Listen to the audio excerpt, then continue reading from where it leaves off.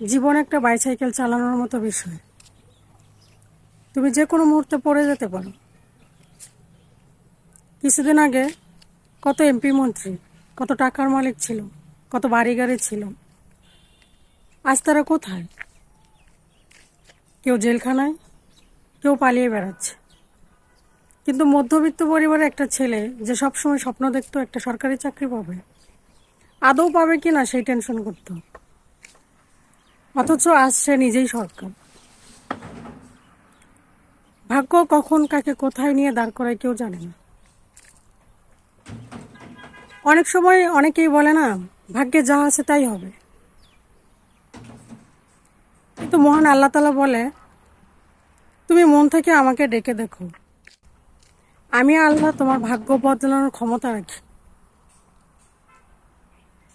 যে কোনো মুহূর্তে